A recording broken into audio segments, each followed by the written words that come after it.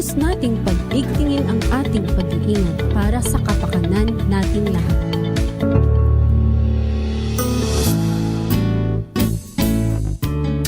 Ating pakinggan ang isa na namang kwento ng magandang idulot sa katawan dahil sa pag-inom ng Rice Coffee 14-in-1 plus 1 Herbal Coffee Mix. Yeah, masaganang buhay. Taga-sampo kayo. Anislas talaga po. Security guard po ako, Papa Jig. Lagi po akong nakikinig po ng programa nyo. Tinry ko pong uminom ng Rice Mix Coffee. Anong nangyari? Ganda po, Kuya Jigs. Talagang maganda siya sa pakiramdam. Talagang nawala yung mga tamlay-tamlay ko ng katawan. Saka yung po, tuloy-tuloy. Dati, dumudumi po ako mga 3 araw. Ngayon po, kada araw-araw po, dumudumi na po ako. Para sa patuloy na ginhawa at kagalingan, ituloy lang ang pag-inom ng Rice Herbal Coffee Mix, ang kapeng healthy. RPN Radio Philippines Network, Radyo Ronda, DWIZ Baguio, member kapisanan ng mga broadcaster ng Pilipinas. IZ Balita Nationwide. Karambola sa DWIZ, programang sasaguhin ang iba't ibang isyu at mga balita. Karambola sa DWIZ, tatalakayin, hihimayin at pagtatalunan ang iba't ibang mga isyu. Karambola sa DWIZ, programang pwede kang mag-unsa, pero for now, pwede ka rin masran. At ngayon, narito na ang inyong mga karambulista at ang programa Karambola sa DWIZ. Karambola.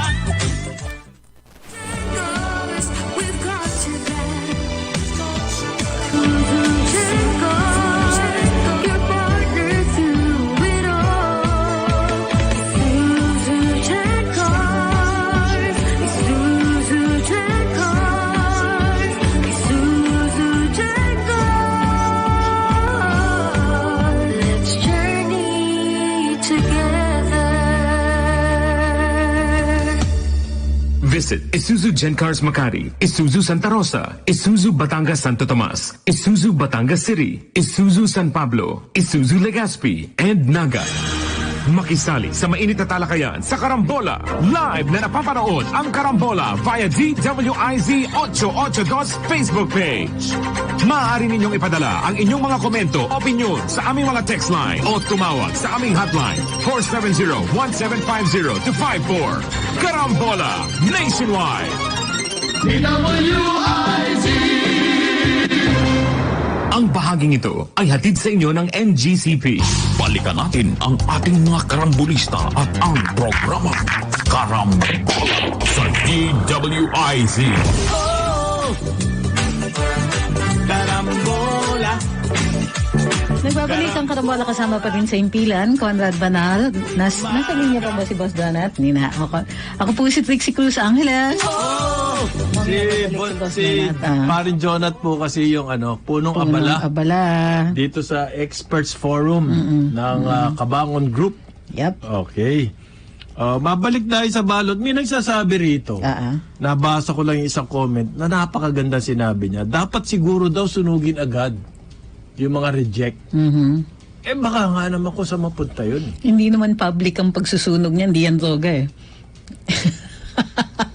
Yun nga ang ballot printing, dapat may mga witnesses yan. Yun ang ballot printing, dapat gobyerno lang, hindi yan sinasabkon. Ano ba? Ikaw naman. Grabe yung security risk. Ikaw naman. Paano kikita? Ang dyan kasi is yung, yung... Marami hong sumat dyan. Ibig sabihin na sumat. Maraming... sumat? Salitang kanto. Okay. Sat. Ibig sabihin, sat. Ibig sabihin, sat. Na parang kumbaga windfall. Bago na naman ako sa vocabulary ko. Sat. So sumat. Kumbaga sarap. Sat. Kaya marami hong dyan, windfall. Fiesta. Dyan sa printing na yan. Biro mo 60 plus million ballots. Sa magkano isa nun? Oo, nga no. Laking kontrata niyan. Pero hindi ko contract yan, lease lang eh. Yun ang sabi ng mga NPO. Kanino under yung NPO, Trix? Kanino? National Printing Office. Kanino under yan? Andanar? Oh, I really? think. Are you sure? You think? You think? You think? But I don't know if he knows what's going on. Ano daw yan? Bakbakan din yan. Ganon. Oo, dyan sa loob. Di ba? Yung nagkaka-bulgaran nga na bumili agad ng kondo, yung mga ganon. Kasi walang matirhan sa Manila, so bumili agad daw ng kondo. Hindi ko lang kung kanino care of yun. PCOO daw, hindi kay Andanar. PCOO daw, sabi dito eh. Hindi kay Andanar. Hindi raw kay Andanar, PCOO. Okay. Fine. Fine. Okay. Hindi ba? Ikaw naman. Sige na nga. Oo. Ikaw naman, hindi kay Andanar. Yan, okay. 90% daw ng balota imprinted na. Ngayon, sa simula daw Trixie ng kampanya ng local, susunod daw kayo sa health protocol, ha? Okay. Pero wala na yung permit to campaign ata, no? Tinanggal na eh. Sa NPA na lang, pinaubayan na sa mga NPA yan. So, mahirap naman, may kompetensya pa yung mga yon, di ba? NPA na lang meron. Okay. So, monopoly na naman sila. Sabi, baka ma-report kasi sila sa sa competitiveness commission. Ilan ho ang ang mga ngampanya? Ang posisyon ng lokal, over 18,000 ang pagtatalunan. So sabihin mo na lang 2 kandidato bawat posisyon. 36,000 ang mga ngampanya all over the Philippines. Ay.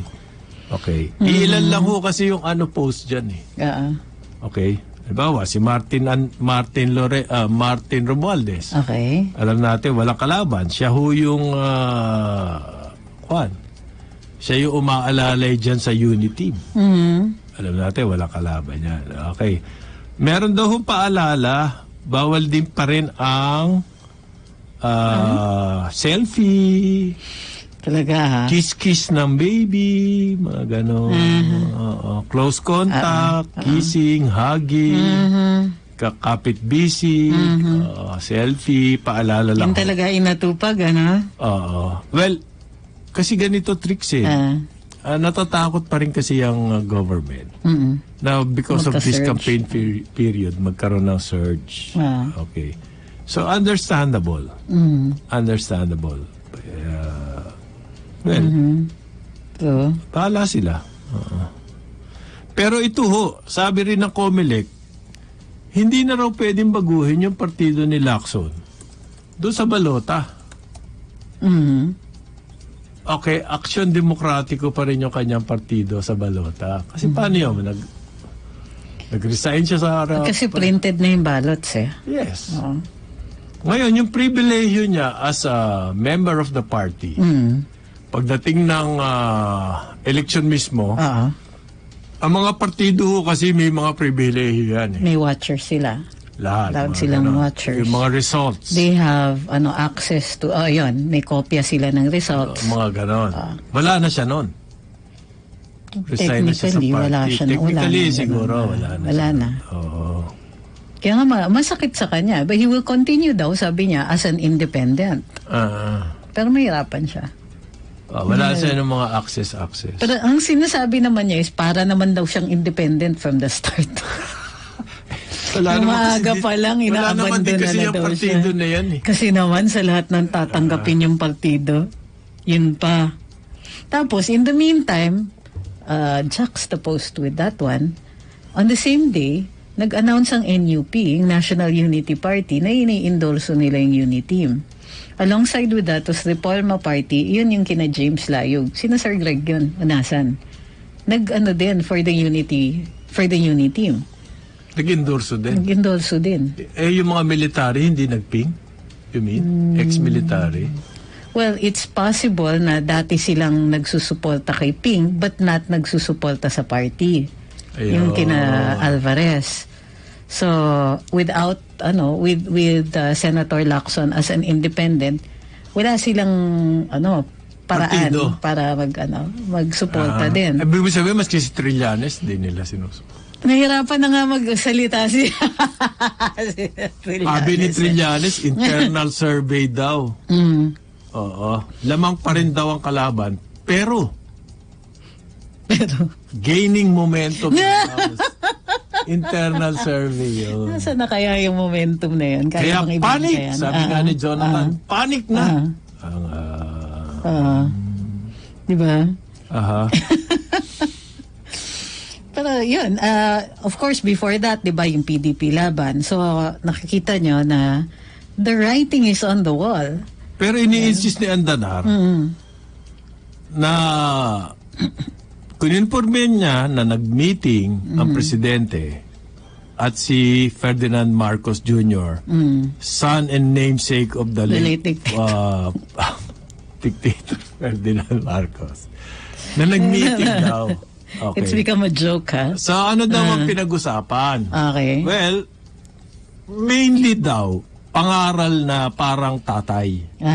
Okay? Advice on how things are in the government, in the position of president. Siguro, yung mga sinabi niya, ano yung mga dapat mong bantayan? Dito, because, syempre transition yan eh. Kumbaga ho ito, may briefing. Oh, yes. Binibigyan ng briefing ng presidente. Parang prelude to the handover. Ikaw naman.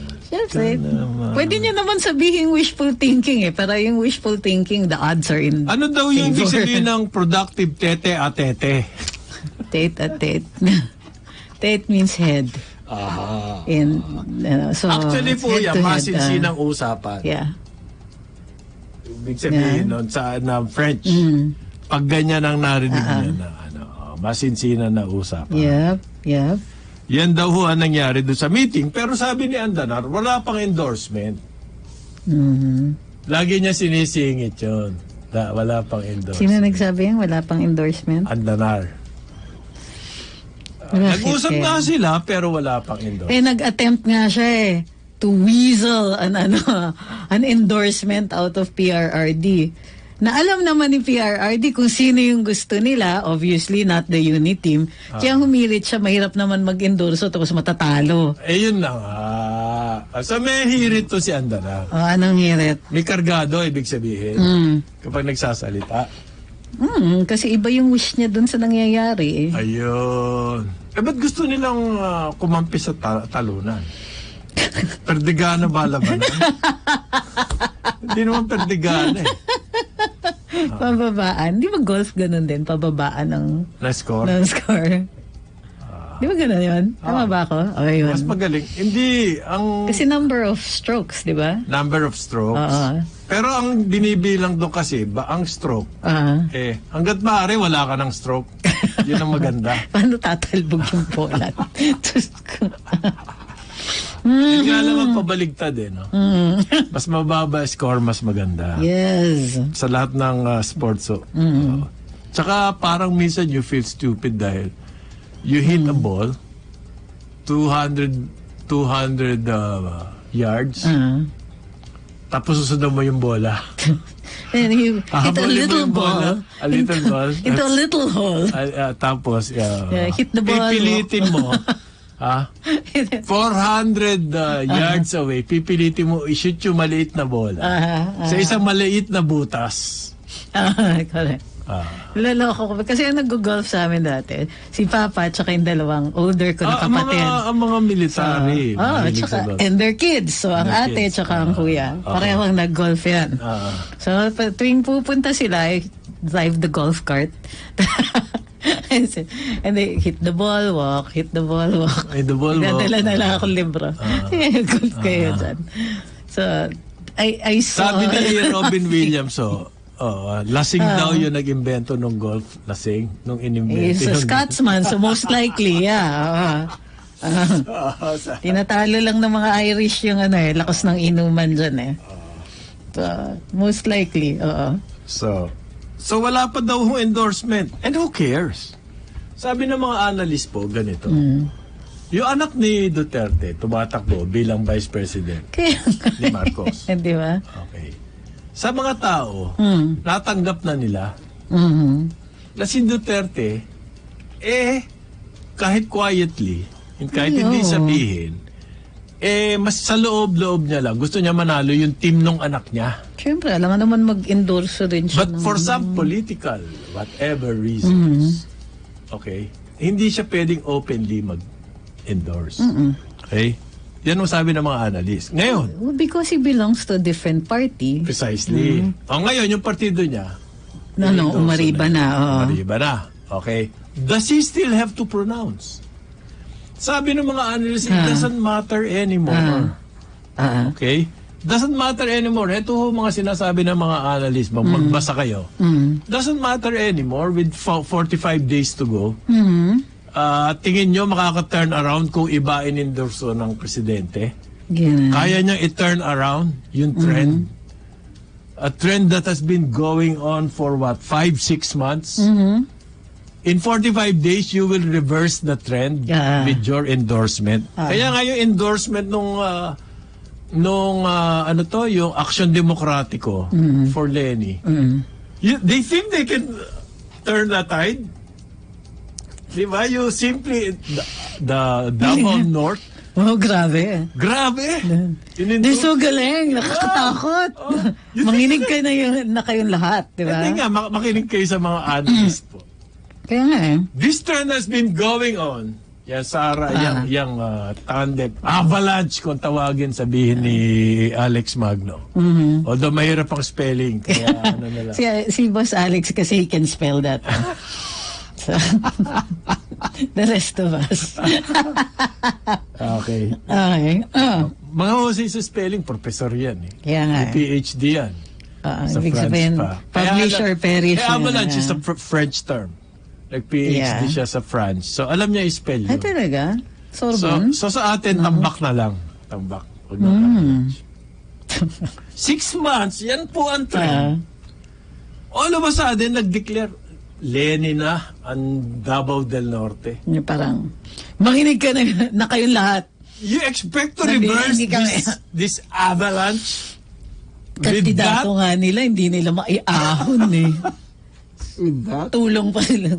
I don't know who's dreaming here or who's I think they all are. They have to not only that, they have to, halimbawa, si Lenny, hindi siya pwedeng tumigil no matter how dismal it looks. Anak na niya nag-post na our rallies are the best but the reality on the ground is who said that your rallies are the best?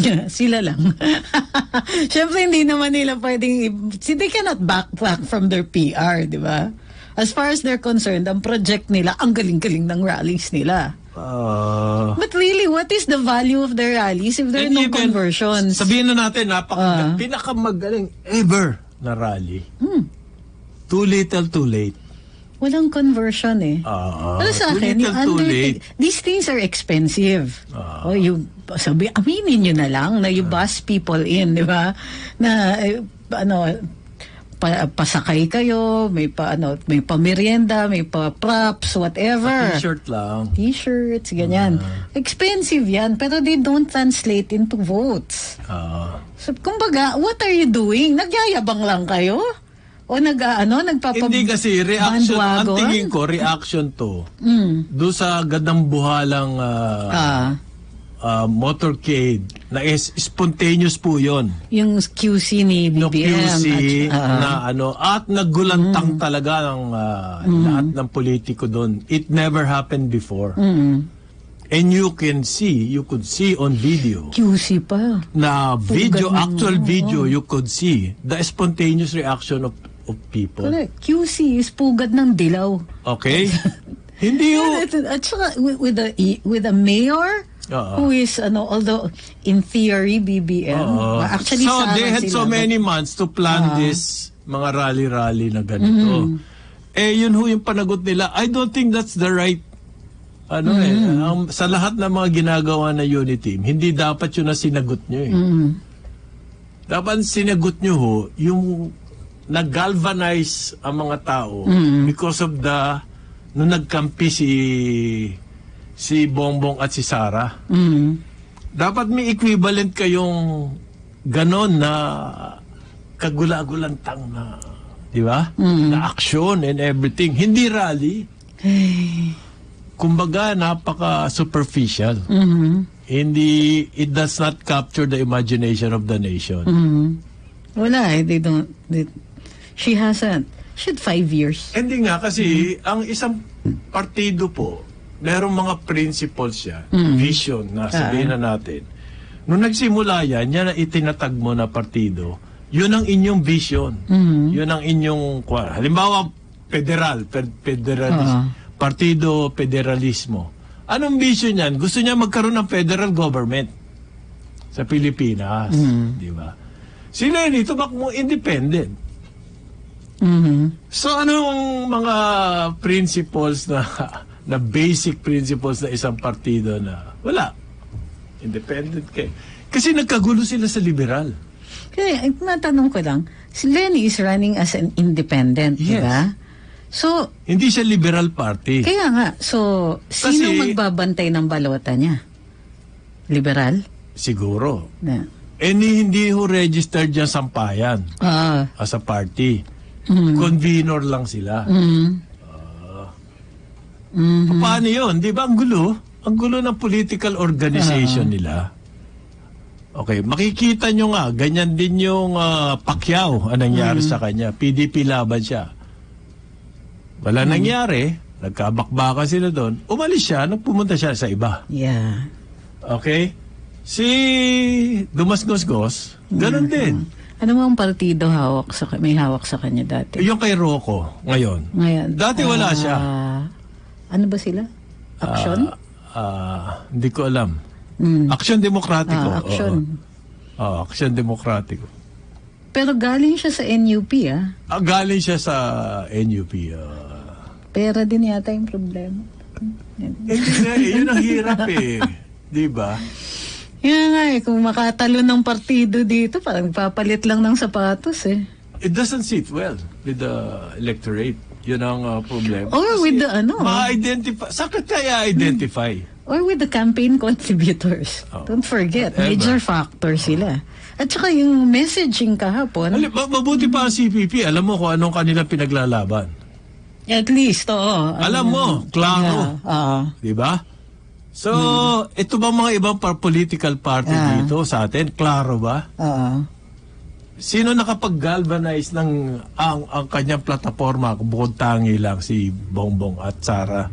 We have to be united for this to work, for this country to work. Yep. Okay. Yan yung equivalent ng drug campaign ni Duterte noon. Nung kumandidato siya. Mr. Nice Guy nga si BBM ngayon Pero yun yung difference na nakikita ko. What do you mean, Mr. Nice Guy? Si Presidente, ano yan staff guy yan. Maton. Kumbaga, yung campaign niya, siya si Bruce Springsteen, rocker. Diba? Kaya rockstar Pero, give me 90 days, linisin ko yung mga droga. Diba? Huwag mong bababuyin ang bayan ko, papatayin kita. Nayanig nga yun. And I'm telling you yung decrease... Huwag mong inululong sa droga ang bayan ko. Yung decrease in the crime rate is real. Within days, pag-upo pa lang ni Presidente. Ramdam yan. Nawala yung mga snatcher sa Cubao. Hindi ako nagbibiro kasi taga-Cubao ako. Mga kaibigan ko may mga kaya. Problema nila yung anak nila, lulong Pag buwan nila Duterte so many months, very straight. Takot nakakatakot Why? Wala na silang makasama. Diba? Oo, wala na silang makasama. Tapos number 2, ang hirap bumili. Yun. If only for that. Merong iba yung talagang natakot. Kung kita nyo yun, Kita nyo yan? Sige. Matulad ka dyan. Ang laking tinik na nabunot sa mga magulang na. Totoo yan. Okay. Ako yung malaking tinik sa akin, yung crime rate talaga. street crime, yung mga index crimes. Kasi yung mga anak ko, hindi yan mga pratinela na kailangan hatid sundo sila sa lahat. Public sila. They like it. They like the independence na magpo-public sila. Minsan uuwi ng gabi. Sa number 2, twice yan na hold up sa Cubao. Yung Cubao, notorious yan. Notorious. That's why magandang gauge siya for the crime rate. Yeah, it's notorious. Siya na mismo yung nagkwento sa akin, di na nakakatakot maglakad sa gabi. Within weeks after umupo si Digong, yan, tough guy. Nawala yung mga adik-adik eh. Correct. Yan yung mga crimes, index crimes eh. So sa totoo lang, si BBM naman, he's Mr. Nice Guy. Kaya huwag tayo mag-away. Because system is unity. Exactly. At saka, can we concentrate on things like development and all that? Because nagawa na ni Presidente pandemic. yung Galing tayo sa pandemic, napakalaki ng problema, mag-aaway pa tayo, di lalo ng... PRRD took out the garbage, kumbaga. So now, it's time for development. Pwede na eh. Pwede bumaba yung crime rate and all that. So, yung other things that need fixing, kailangan ituloy niya. Public utilities. Ganyan. Public utilities. Kasi of special the concern. Education system, kailangan Internet, palakasin. Energy, agriculture. Ganyan. Pwede nang mag-concentrate. Agriculture, nako. Meron na namang announcement. Bakit may announcement si Dar?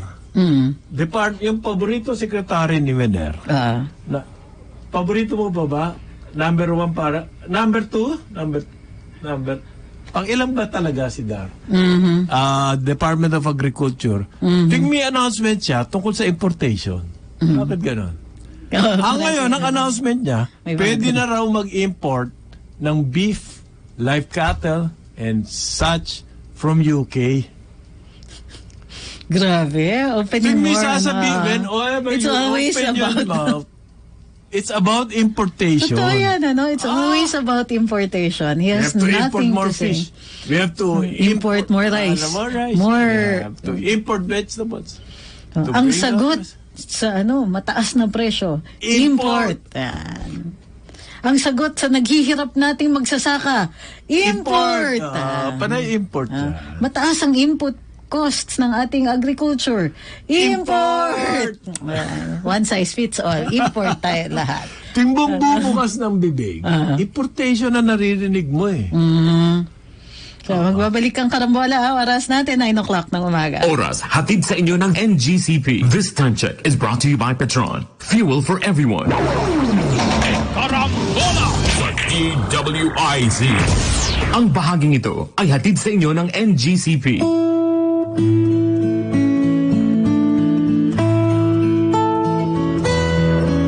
Panalangin para sa kapayapaan. Ina ng lahat ng mga bansa. Panginoong Hesukristo, anak ng Ama, ipadala mo ngayon ang iyong Espiritu sa sangkalupaan. Loobin mong manahan ang Espiritu Santo sa puso at diwa ng lahat ng mga bansa nang mapangalagaan sila at mailigtas sa panghihinawa, kasawi ang palad at salot ng digmaan.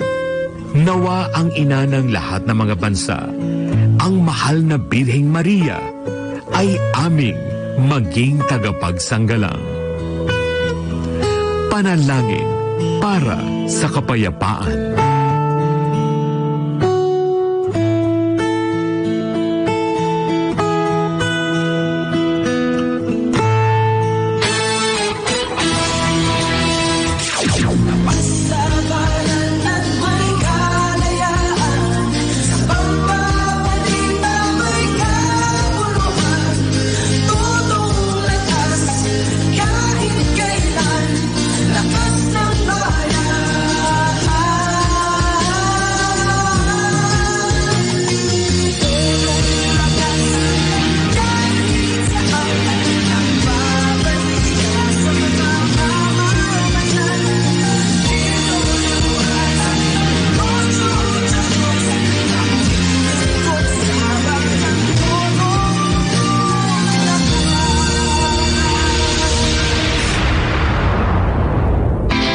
Nag-enjoy naman tayo sa nightlife, sa likod ng saradong pinto at madilim na kwarto. Now it's time to live the life. Hello, San Mig Light. Hello to Light on the Tummy 100-calorie beer. Hello to happy hour of any hour. Hindi lang after hours. Hello to kumustahan when it's bright out with the sun out. Laughing all out. May araw na. Get into the life. San Mig Light. Drink responsibly. Alam nyo bang masama ang pagtatanim ng mga puno o mga pananim o halamang matataas ang tubo malapit sa daanan ng linya ng kuryente? Bukod sa maaari itong makapagdulot ng pinsala sa mga nasa paligid nito, maaari rin itong maapektuhan ang daloy ng kuryente patungo sa mga kabahayan. May kaukulang parusa ang mahuhuling lumalabag rito, katulad ng pagkakakulong ng hanggang 12 taon at multa na hindi bababa sa 50,000 piso. Makipagtulungan upang mapanatiling tuloy-tuloy ang daloy ng kuryente sa inyong lugar at saan man sa bansa. Isang paalala mula sa NGCP. Hindi sa'yo yan. Hindi sa'yo yan. Maliit man o malaki, ang korupsyon ay korupsyon. Kapag hinayaan, sisirain nito ang kinabukasan ng bayan. Kaya maglakas loob sumigaw ng Hindi sa'yo yan! Hindi sa'yo yan! Hindi sa'yo yan. Hindi sa'yo yan! To report about corruption, please contact DOJ Action Center at dojAC@doj.gov.ph. Makisali sa mainit na talakayan sa Karambola. Live na napapanood ang Karambola via DWIZ 882 Facebook page. Maaari ninyong ipadala ang inyong mga komento, opinion sa aming mga text line o tumawag sa aming hotline 470-1750-54. Karambola Nationwide. DWIZ. Balikan natin ang ating mga karambulista at ang programa Karambola sa DWIZ. Karambola. Babalik ang Karambola kasama pa rin sa impilan. Conrad Banal, ako po si Trixie Cruz sa Angeles. Para dun sa mga nanonood sa atin sa social media, like naman kasama dun sa share. Kasi lalo na dito sa YouTube natin, 5,000 nanonood. More than 5,000 live views po. 5.2 pero konti pa lang ang nagla-like. So, hit that like button guys. Huwag kong kakalimutan yan. Paano ba mag-like? Pati sa Facebook, either pusuan ninyo o kaya i-thumbs up. Tapos dun sa live, kasi pwedeng continuous, maraming hearts, maraming likes, ganon. Tuloy-tuloy nyo lang po yun. Hindi naman po, sobra naman kayo. Baka pati hangin. Baka pati hangin daw, pa-import na ni Dar. Kung makahanap siya ng paraan, I'm sure. Ay, hindi ho. Tubig lang muna. Hindi ho hangin. Tubig lang muna. Ay, isa pang dapat na technology. Tubig? Yeah. Alam mo, we have to harvest rainwater. Ang dalas ng ulan dito ang daming nasasayang dun sa ating rainwater. Dapat i-harvest natin yan. How to do it, science po yan. Tsaka meron, dati, actually, the technology isn't that new. Nung panahon ng mga Amerikano, during the American colonial period, yung yung city designs, merong imbakan ng tubig. Halimbawa, sa Quezon. Ang mga bahay kamo meron? Also, or yung mga public. bahay, pati yung local government. Ba't nawala yun? Because, Kasi nagpatayo ng mga malalaking dam tong si Marcos. Well, not only that, nagkaroon kasi ng sewerage and water system. Okay. So hinahatid na yung tubig. Hindi gaya dati na iniimbak mo sa cistern ninyo, tapos you draw from that. So nung nagkaroon ng sistema yung yun. city, pero ngayon, pwede naman kasing mag-iimbak kayo ng rainwater for those times na para makatipid. Sayang ako kahit yung water barrel system lang. Sayang din yun, isang barrel din yun. Yung pupuntahan ng tubig, yung runoff ng bubong, iipunin nyo yun yung pandilig mo. Hanggang sa, nanay ko ginagawa yan Alam nyo the best na pandilig, rainwater. Si Lolo. Dahil yung galing sa gripo, correct. may chemical yan. Ayaw ng fluoridated. Chlorine or My grandfather, whose house I have, meron siyang tinatawag namin na gray water cistern. Yun ang ginagamit ni Risa ngayon. Yung runoff ng kitchen, doon pumupunta. Okay. Tapos may siya, parang filtration siya. Naiimbak yung tubig but very, very slowly nagsisip into the ground. Yun yung dumidilig sa mga puno. Yung dumi, bumababa yun eh. Yes. Di ba? So, parang natural filtration siya. Oo. Tapos yung lumalabas na tubig, kasi may mga puno sa likod eh. May santol, may maraming kamyas, mangga, ganon. Hindi naman ho tayo hindi ko na kailangan dry i-believe area eh. Yeah. Marami tayo ulan eh. Ang problema lang, hindi natin naha-harvest. Okay? Halimbawa, sayang, di ba? Pag umulan, yung yung dati yung project sana sa UST, ni-reject ng UST. Magtatayo na underground water reservoir. Sa Tayabas, Quezon. Hindi ginawa, ayaw ng UST. Sana gagawin sa yung football field. Maraming tubig doon eh. Maraming tubig palagi doon pag umulan kasi bumabaha, di ba? Kasi kuwansya basin eh. Correct. Doon bumababa lahat ng tubig. Okay. So, kung itatago mo, iimbak mo yung tubig, later on, pwede mo i-harvest. Yeah. Pero the municipality of Tayabas, Quezon, doon ka kukuha ng yung tubig. park nila, sa ilalim nun is the cistern. Hindi natin ginagawa yan eh. Ganon yung mga sabi ni, meron hong nagsuggest, convinced daw siya na magiging permanent na ang water shortfall sa Metro Manila. Walang iba ho kundi si Congressman Joey Salceda ng Albay. Okay? Sa pinag-aralan niya raw, nakita niya sa scientific papers and everything.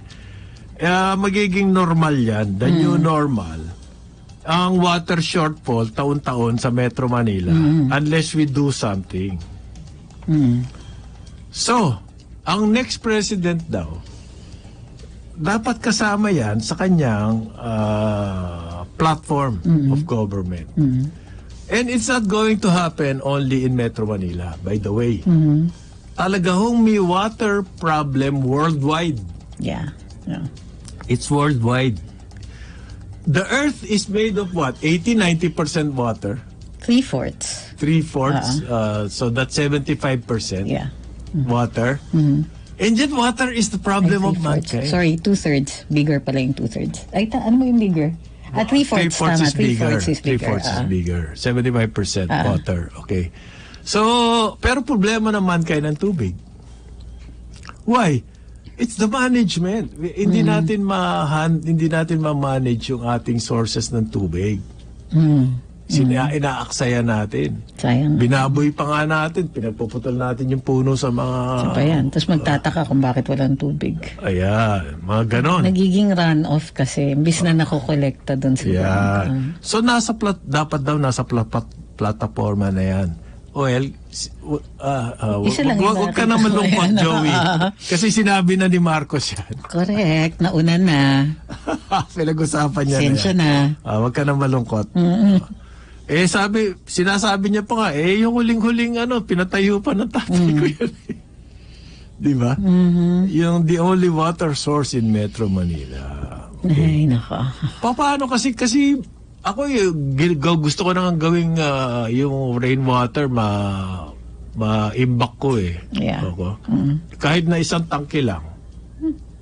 Sayang, di ba? Yung malaking tangke, mag-invest ka na ron, doon mo i-imbak. Yun na nga eh. So, tapos kahit na i-give system lang, pwede yun eh. Dapat meron tayong parang gray water system sa bahay. So, halimbawa, yung mga hindi delikado, pang dilig, pang flush ng toilets, you can use the rainwater na runoff. Panghugas ng kotse, ng gulong. Ganon. Hindi mo naman kailangan na purified yan, di ba? So, dito kasi MWSS pa, pinanlilinis ng driveway. Pag nakakita ka ako naka-hose, ginagawang walis yung tubig sa hose. Sa hose, no? Ginagawang walis, inaano yung dumi ng tubig. Gusto kong bumaba at sabihan, ano ka ba? Alam mo ba ang marami nangangailangan ng tubig. Sa Metro Manila, sinasayang mo. Okay. So it might require some redesign sa bahay, pero worth it naman. But the main thing here is, aside from technology, dapat po yung ating sistema ng ganyang concession and everything, private sector, ma-review din yan. Okay, kasi ganito imbes na yung perang binabayad natin napunta sa new investments on the system, binubulsa po ng mga concessions. Ilan na yan? Billion na ang kanilang dividend payments. Ibig sabihin yun, nakubra nila sa atin. Tapos kumita sila, may tubo sila, ibinulsa na nila yun. Dividends. Tapos yan, tapos hahihingi sila ng rate increase based on what they invest. Yun nung ininvest nila yun, sa amin din galing yun. Ay, naka. Hindi nga nila na-invest, na-reinvest lahat yung mga binayad natin. Binulsa pa nga nila iba Doon sa mga nire-invest nila ganito yun, sisingil pa sila ng panibago sa atin. Sa atin na nga galing yun. Hihingi pa silang karagdagang singil. Correct. Dahil nag-reinvest sila ng kanilang profits. So galing sa atin yung ini-invest nila, tapos sinisingil pa rin. Nagsimula sila ilang bilyon lang Correct. Okay? Yun lang yung kapital nila Through the years, collection lang sila ng collection sa atin. Tapos part of it, i-reinvest nila. Part of it, ibubulsa nila. Yung reinvestment nila, pupunta sila sa MWSS. Naglagay kami ng ganito. Ilagay niyo yan sa asset namin.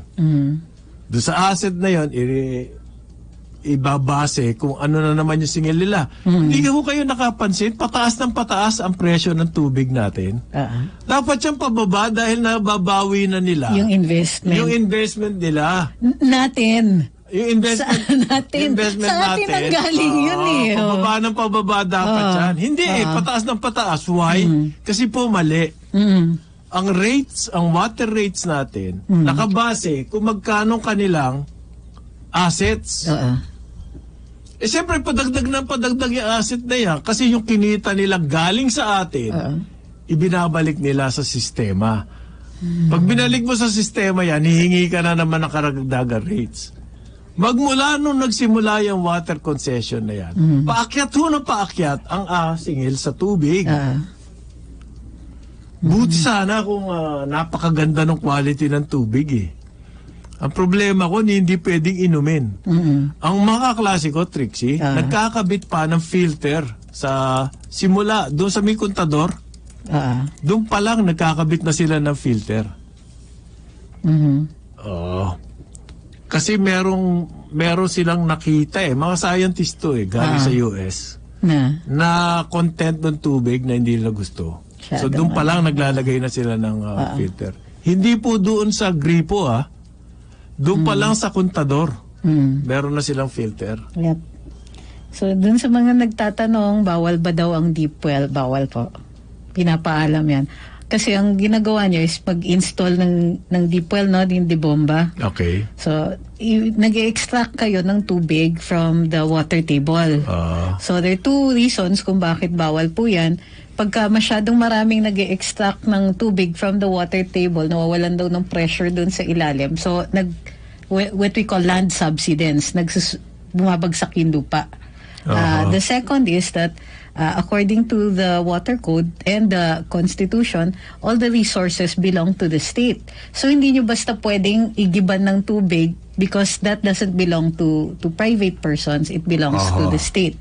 Therefore, kung mag-extract kayo, kailangan ng paalam, and in many instances, there are certain cities talaga na bawal na. Like, dapat Manila, bawal yun So, there are some, may mga deep wells na iba na nilagay sa Quezon City, pero yon may permiso yon kasi usually it's the LGU that sets it up.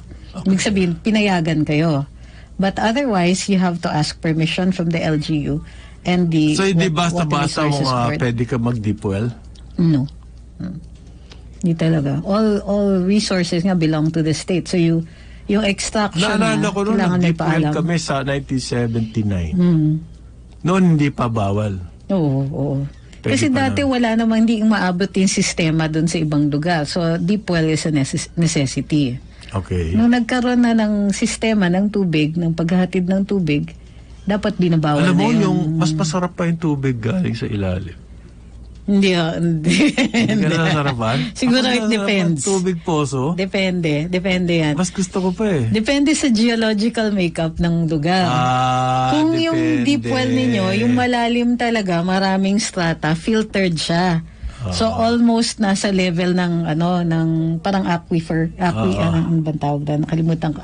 Artesian well. Ang artesian well kasi parang merong malalaking source ng tubig, dumadaan sa daming layers ng filtration, natural filtration siya, tapos naiipon siya sa ilalim. So pag in-extract yun ang nyo kukunin mo. Very pure yun. Yun nga, sinasabi ko, sarap. Sa Los Baños, ganon yung tubig. Pero may mga ibang lugar, halimbawa malapit dun sa dagat, parang napapasukan siya ng seawater. So it's not maalat. necessarily good. Halimbawa sa Bulacan, kung malapit ka hindi sa... ko gusto yung deep well water nila. kung malapit ka sa Memorial Park. Uy, tamis! Aray, matamis. Diyos ko, parang vampira. Sabi ho ni Salceda, bukod sa ang obligasyon nitong Manila Water at Maynila, siguraduhin lagi tayo may tubig. Kasama sa kanila obligasyon, mag-conserve to promote water conservation. And that means avoiding water wastage. Are they doing their job? Wala ho. Ang nagpo-promote ng conservation KARAMBOLA. Narinig nyo na ba yan? Manila Water and Maynila. Hindi ba? Plus yung I think we need to be reoriented about water and water rights. Una-una, human right siya. Or, access to water is a human right. Tapos, it belongs to the state.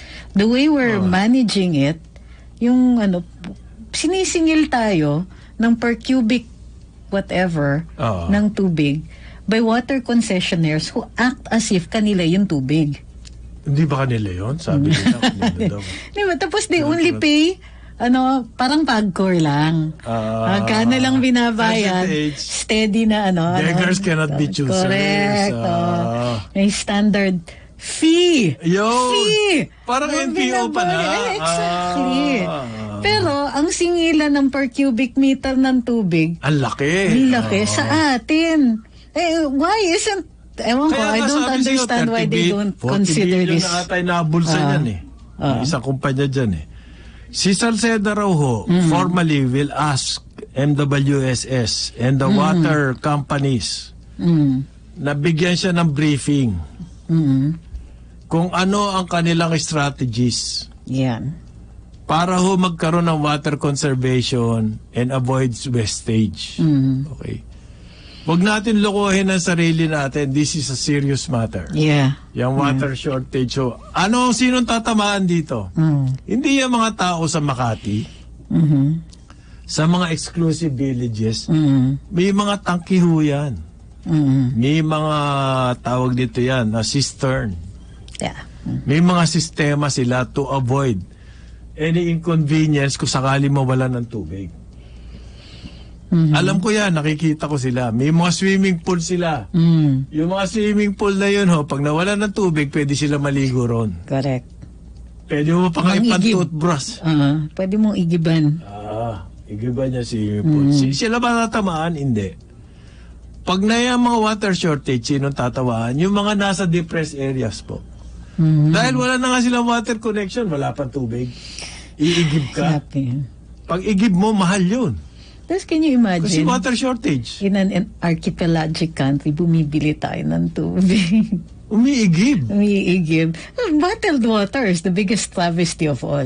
Polluting yan Yung plastic. You know what I found out? Asia Brewery. Asia Brewery is the Lusitan Group. They make mga kung ano-anong beverages. They have liquor, beer. Beer, okay. Yung Heineken, Asahi beer, they carry this Tiger beer, they carry this foreign brand. And they have their local brand, okay? yung mga, ano ba yung mga local brand nila? Beer na beer, mga gano'n, kung ano-ano. But they have also tanway, iba-iba beverages. They're switching to actual glass bottle. Ang galing. Okay, good. Oo. Yung PET kasi, parang polluting siya. Polluting and one use. Single-use plastic. Single-use plastic. Okay. They found out through their study na kapag gumamit ka ng bottle, merong reuse. And eventually, it comes out cheaper. For reuse, kukunin mo yun. Kasi unique yung bote nila. So, sa kanila lang isosoli yun. So, pwede, di ba, yung parang dating soft drinks may antisipo. Oo. Diba? Tapos pag nagsoli ka ng bote. Bibigyan ka 5. Correct. Hanap buhay ko nun yan. Sa grade school, hanap-hanap ka lang ng bote. Ng bote, sasoli mo. Pamirienda ka na. Pamirienda na. Bili ng banana cue. Correct. Yun ang na-discover nila. And they have this sparkling water. Kasi ang mahal dito ng imported ng Evian. San Pellegrino. Yan. Yung mga sosyal. Social. Sabi niya, eto hindi sparkling. Ayaw, kasi Pinoy daw ngayon conscious na. Ayaw na ng mga sweets. Like, kasi uso yung mga tea, but it's all sugar. Iced tea? Hindi ako nag-iced tea. Ang dami, puro sugar. Tapos nag-switch out of soda. So maraming Pinoy tubig. But it's so unaffordable. Kapag sparkling na imported. Maglalabas sila. Carbonate nila. Na sparkling na tubig na nasa bote. Ang social no itsura nakita ko eh. Na-impress nga ako eh. Wow! Okay. Oo. So, yung mga hampas lupang kamukha natin na 7-Eleven lang. Hindi tayo nag-i-Starbucks. Pwede na rin tayo mag-sparkling water.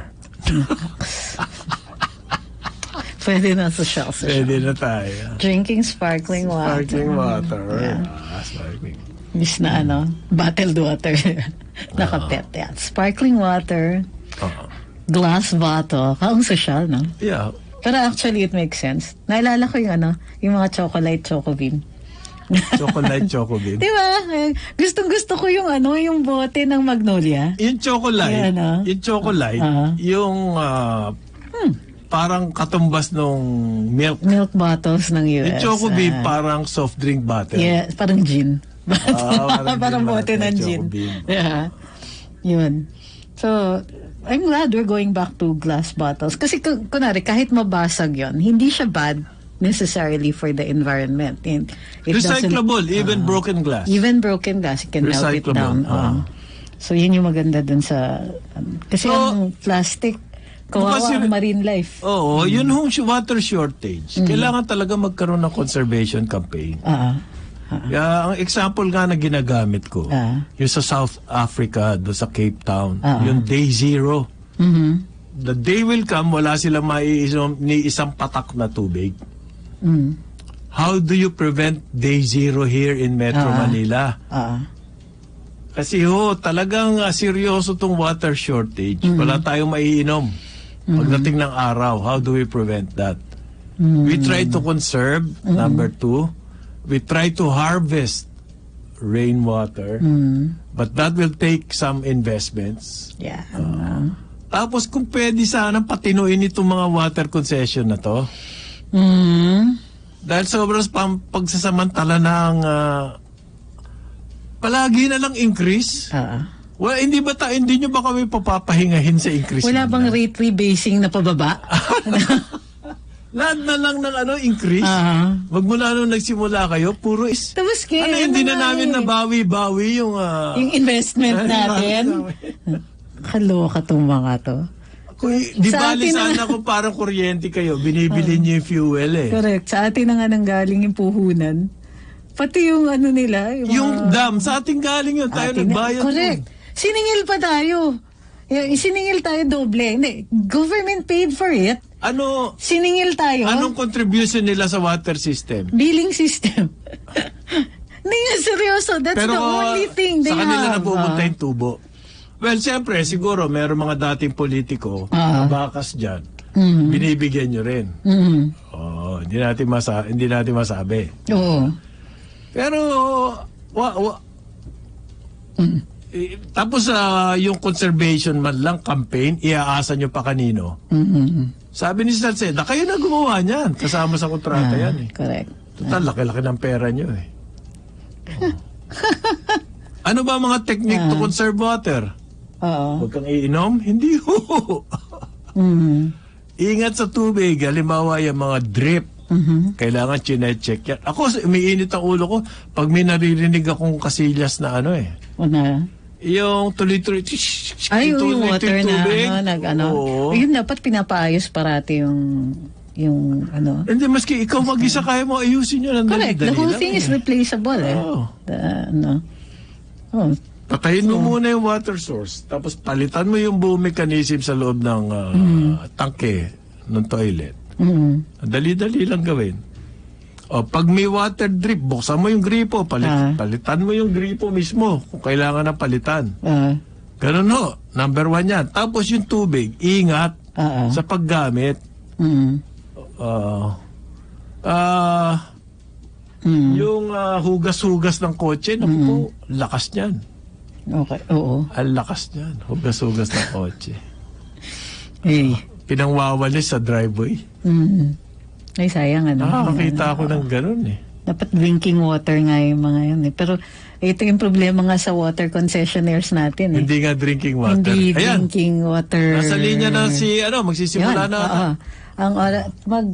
Ano muna tayo? Mag-commercial na tayo ngayon para pagpasok ng 9:30 start na yung webinar. Forum natin. Okay, magbabalik ang Karambola. Oras natin 9:29 ng umaga. Karambola sa DWIZ. Patuloy na naglilingkod sa bayan. Mas todong pagpabalita. Mas todong pagseserbisyo publiko. Ito ang DWIZ 882. Mas todong lakas. Mas pinakikinggan ng buong bansa. Come on, let's go to Isuzu Jaguars. You won't regret it. Come on, let's go to Isuzu Jaguars. We've got your back. Isuzu Jaguars, your partner through it all. Isuzu Jaguars, Isuzu Jaguars, Isuzu Jaguars. Let's journey together. Visit Isuzu Gencars Makati, Isuzu Santa Rosa, Isuzu Batangas Santo Tomas, Isuzu Batangas City, Isuzu San Pablo, Isuzu Legazpi, and Naga. Balikan natin ang ating mga karambulista at ang programa Karambola sa DWIZ. Karambola. Karambola. Nagbabalik ang Karambola. Kasama pa rin sa impilan, Conrad Bana. We're now switching over to the webinar series sa ating Makati office. Yung ating extra special. With ube and leche flan on top. Mga kababayan, ang pambansang awit ng Pilipinas.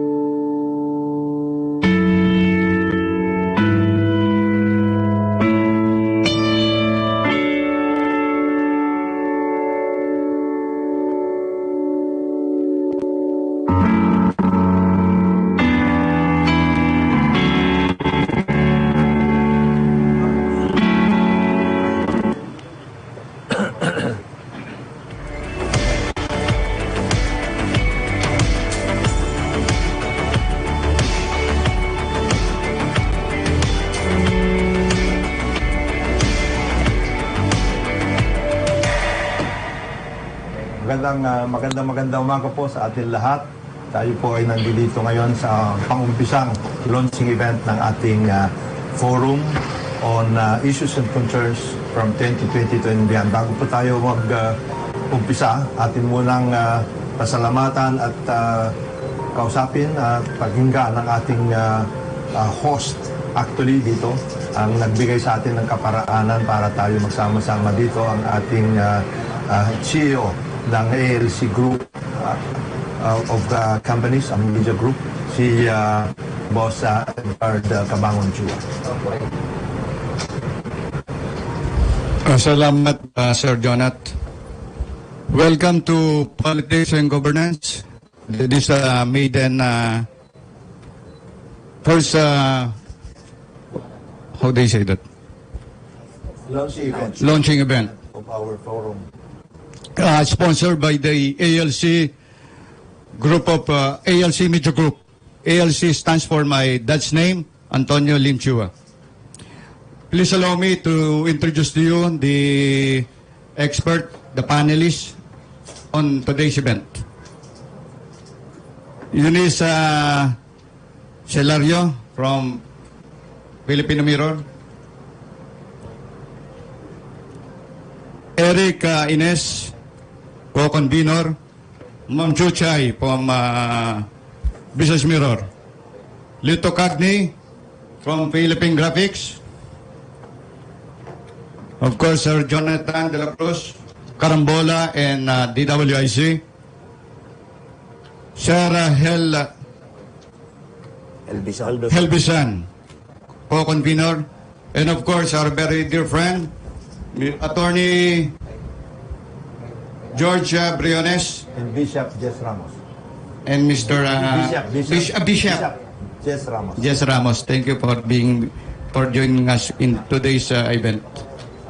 Of course, I would like to acknowledge also J. Mark, DWIC, and of course our station manager, Bragi Braganza, Joy Sidayaw, Filipino Mirror, Loida, Business Mirror, and Attorney McNeil. Hope you enjoy the show. Maraming salamat sa inyo. Maraming salamat po. Maraming salamat po, Dr. Guy. This simulcast on DWIC, Karambola, the program Karambola. And we have with us our co-host, Conrad Banal, Baron Conrad, and of course, Attorney Trixie Cruz Angeles. Our presenter for this particular launching event is Professor Clarita Carlos. We will be with her shortly. The topic is politics and governance, and we have asked some of our friends, both in media and academia, to join us.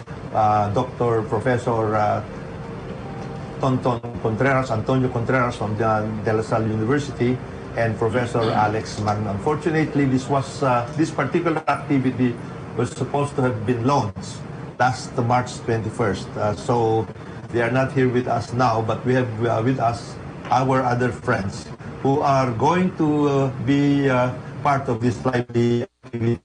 Bishop Ramos of the Christian Alliance of the Philippines, Attorney George Briones, our General Counsel for PFP, and our two co-conveners, Mr. Helveson and Mr. Ines. And we also have with us via Zoom our Alliance of People's Organizations. These are NGOs involved in politics and governance, as well as the Alliance of Progressive Organizations that includes labor groups and youth organizations. They are on Zoom right now.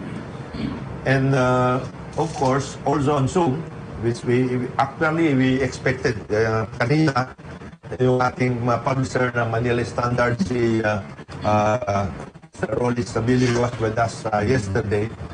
Mukhang nawawala. At saka si Klink Dante Ang Jr., the second of Manila Times. So sila po makasama natin, of course, and yung Kiss Pinoy Party.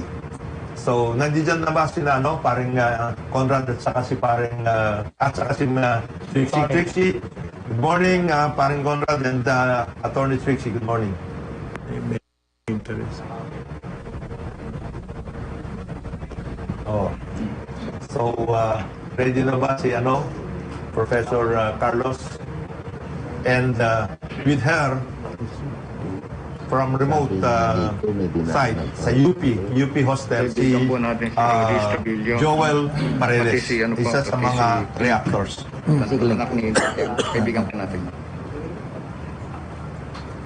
So, without much ado, we would now like to request the distinguished professor of the University of the Philippines, Professor Clarita Carlos, to make a presentation on politics and governance.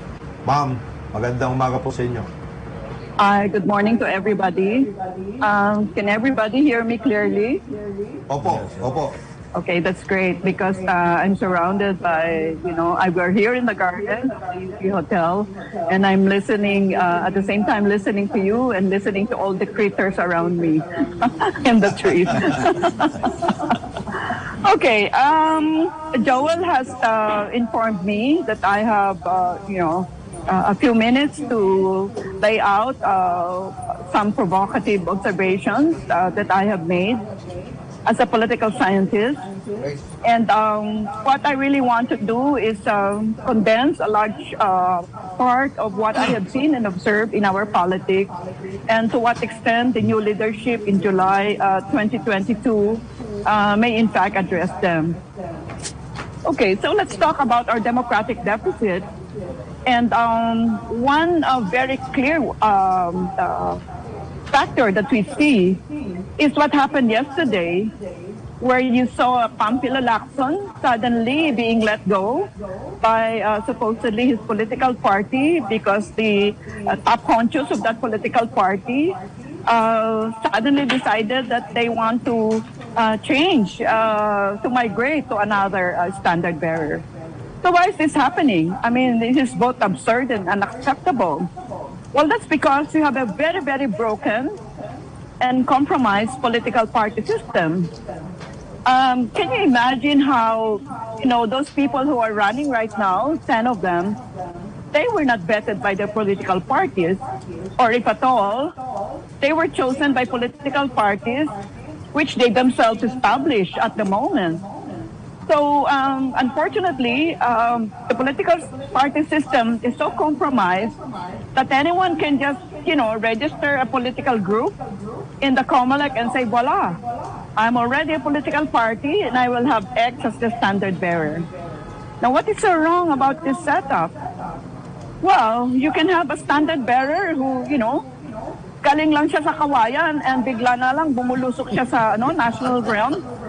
And yung kanyang kabubuhan ay tayo for 1,000 and 2,000 days, tayo naman yung nagsasakripisyo. Diba? For God's sake. So why is this happening? Dapat kasi, ang political party, ikaw nagbe-vet. Ikaw nagpipili ng kung sino yung who will run for what constituency, for what position. Do you remember Tony Blair? Tony Blair suddenly did not become Premier of the UK, of Great Britain.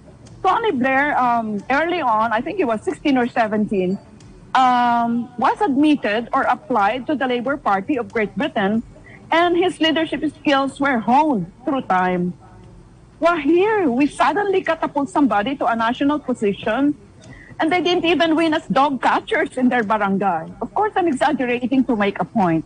The point is that let's stop doing this, Let us, I hope the next leadership will think of really shifting to a new structure of government called a parliamentary system, the details of which I cannot discuss here now because we have such a short period, where in fact the political party is the pivot of our political life, where our campaign period is not, such a long period that we have now, nakakayamot na, and the campaign period is only 2 weeks. When the parliament is dissolved, then you go to the country and within 2 weeks you run in the electoral district. You don't need to run all over the whole archipelago to be elected. Parang naisip ko, sobrang rami ng salapi nitong mga tao na to, hindi sila maubos-ubusan. May ilang months na ba yung ginagawa nilang kampanya? Okay. So let us leave aside the broken political party system. We already know it's a huge democratic deficit because the political party is supposed to be the interlocutor between the governor, the ones whom we are going to elect, and us, the public. Unfortunately, I don't have a blackboard behind me. I have, the garden behind me. But that would have been so easily illustrated where you know that absent the political party, you really, I don't know, you have a very compromised liberal democratic system. Now, the other major deficit that I see is that in all the administrations, except those of that one of President Ferdinand Marcos, there is no national strategy. What do I mean by this? By national strategy, we mean that you put together your human and non-human resources, natural resources, and then you have identified goals, and then you tell us, the leadership will tell us how the human and non-human resources will be directed towards the identified goals. We have nothing like that. Of course, NEDA has, X number of chapters that tell you that, okay, this is the national strategy. Of course, some other people will have, all those many titles which they assume to be a national strategy, but they are not. When you have a national strategy and you have 13 chapters, you should be able to crochet together. You should be able to weave together those 13 chapters, and they should be related to each other. You cannot just have a random list, nagliliparan lang siya sa paligid mo. That is not a national strategy. I don't know what to call it. Siguro listahan, parang grocery, Hindi naman siya magpipinsan. But a national strategy really is something that will stitch together all our human and non-human resources towards identified goals. So that, for example, the next leadership in July 2022 will have to bring together all his expertise, his Machiavellian, wily, and strategic thinking to discern how we are going to locate ourselves within a radically different geopolitical environment.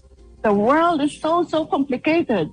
Are we going to join the Quad if we are invited to be part of that, emerging collective security agreement?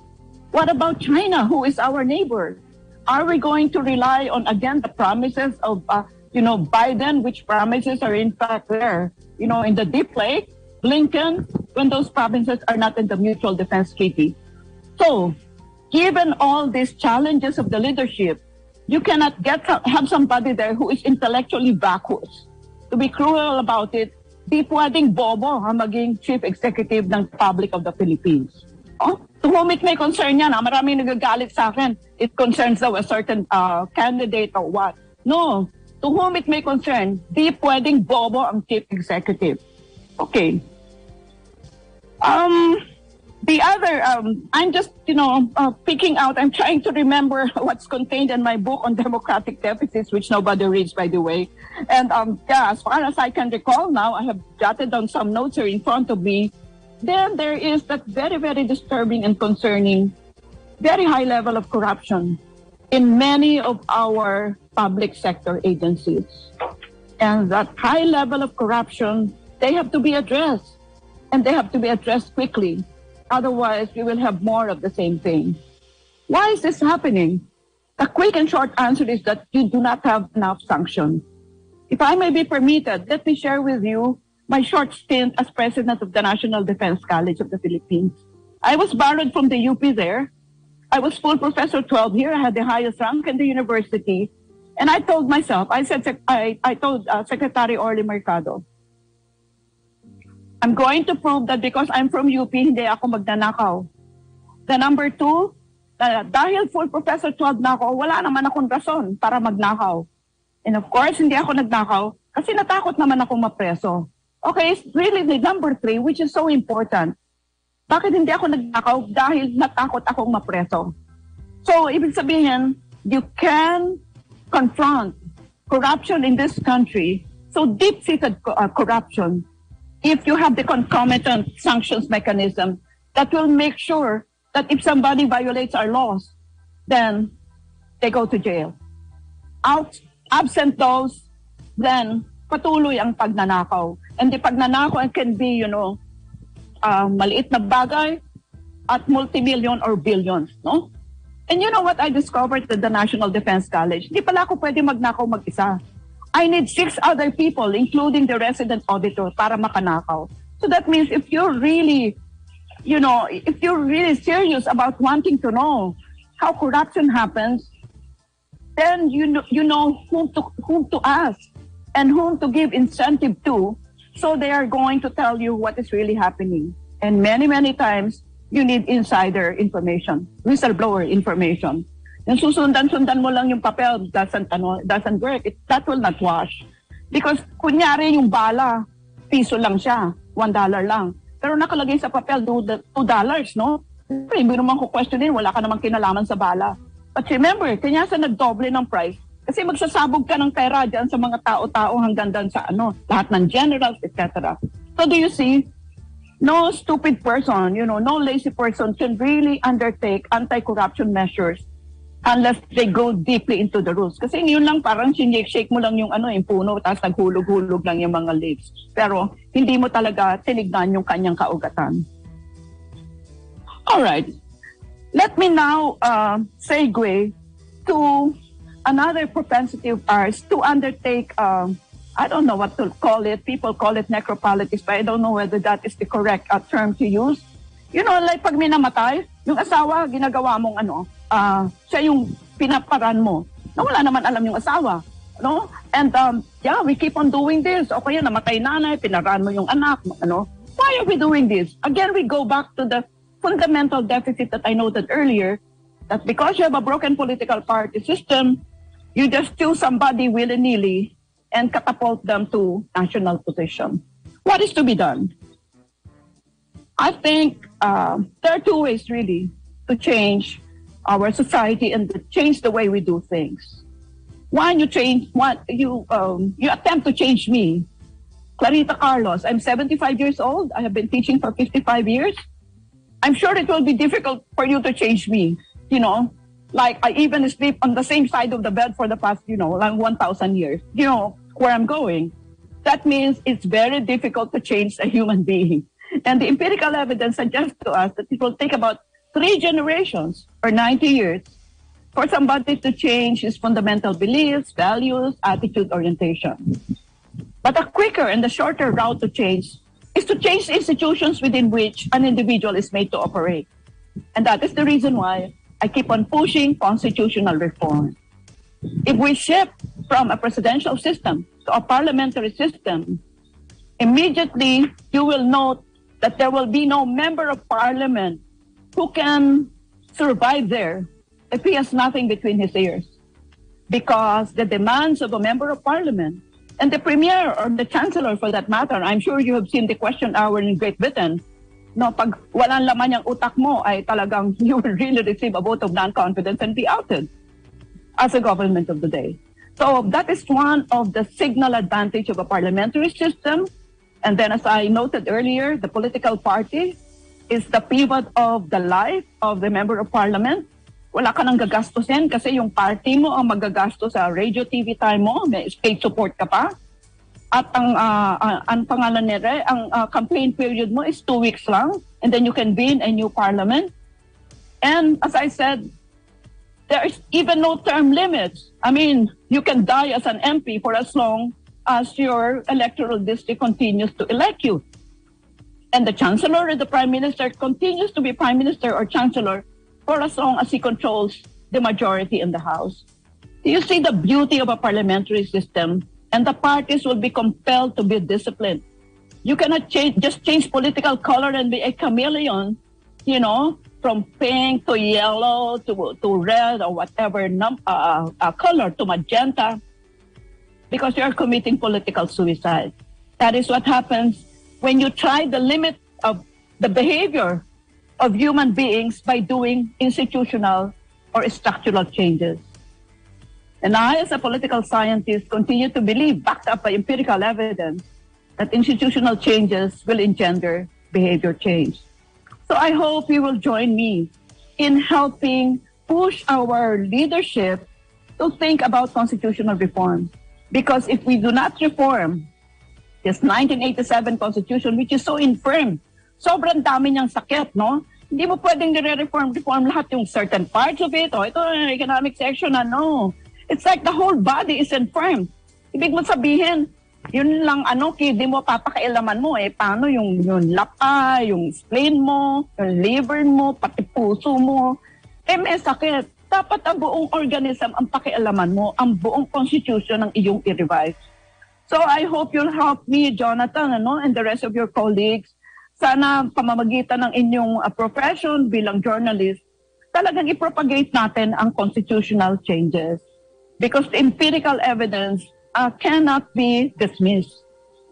It's there. It's not because I'm declaring it to you. It's because all of my declarations are backed up by scientific evidence. And they're not evidence coming from chismis, no? They're really evidence which contain numbers.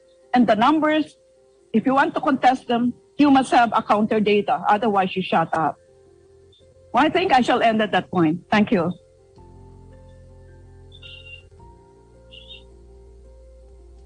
Carlos, you are such a wonder, I would say. Napakaganda po ng inyong mga nabanggit na kailangan natin gawin. And we would like our friends now in the media and in academia, including the one beside you, to react to your statements. Si Joel po ay nandiyan ngayon. I hope he can join us now and say something. Oh, Joel. Alam mo na, pagod ako. Makinig kay Dr. Carlos, no? Sabi ko nung una, classic scientist to, political scientist. Pero nakita ko, yung matagal ko na rin siyang nakilala, no? Pero nakita ko yung, not yung frustration, pero yung anger niya sa sistema. But, unang-una, the state will not wither away. Pero yung sistema, naniniwala ako doon na ito yung problema natin ngayon. Pero reality check muna tayo.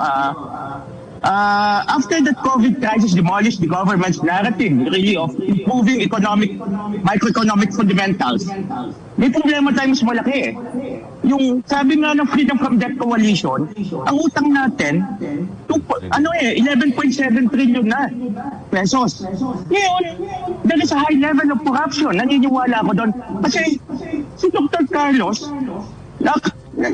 sabi nga niya, just like her, briefly, nasa frontline ako ng government agency. Briefly, nagtrabaho ako, nag-manage din ako ng ahensya nung magkasabay kami. Hindi mo maalis yung corruption dahil sindikato na yan noon sabi nila pero kaya naman pero ito ngayon, ang problema natin ngayon, ang laki ng utang natin, hindi lang political belt tightening, talagang economic belt tightening tayo. Lagi nung panahon ni Ginoong Marcos dati, nagagalit tayo sa debt trap. So I am also convinced that Mr. Marcos had a vision.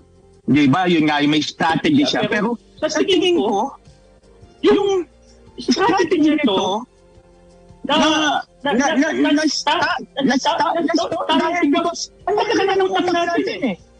ngayon, kailangan ba natin na pag-usapan pa? Hindi na. Ang kailangan lang natin, tatanong ko nga kay Dr. Carlos Sabi ko, bakit tayo hindi sumunod sa welfare system? Tuwan-tuwa tayo sa ayuda. Alam naman natin yung COVID crisis, no? So, you have this patronage politics. Ang tulong na, kung institutionalize mo isang welfare system, we can become a welfare state, no? Kasi, nag-research din ako many years ago, I don't know kasi hindi naman ako political scientist, no? Hindi ba ang welfare states noon, even before the war, Germany, lahat, hindi naman mayayaman lahat. Ang bansang nag-welfare state, ang Sweden. Ako may anak ako sa Sweden. They claim to be, sabi nila, socialist sila. But more than that, they're not known as a socialist state. They're known as a welfare state. Ngayon, dito kasi hindi naman mabibigyan ng pagkakataon na mahihirap Tapos tuwan-tuwa tayo na corruption talaga yan Ako yung ayuda. Ayan, kung sabi nga ni Dr. Carlos sa ahensya, a very respected agency, National Defense College, pwede magnakaw. Diyan pa sa mga local governments natin, lalo na may may bagong tataas ang ira and everything. Yun nga yung gusto ko. Kaya gusto kong that can be a good point of discussion. Tapos sabi ko nga, second, no? Sabi ko yung, again, no? Sabi nila, okay, ako, sabi nag-uusap kami. Tingin ko mananalo yung kandidato na talagang pinagkakaguluhan ng masa. Pero ito na, di ba? Ito bang kandidato ito, may papangako niya sa atin na mabibigyan niya ng katarungan ang mahihirap, yung nakakarami sa atin. Yun nga yung gusto kong maano ni kay Dr. Carlos later, no?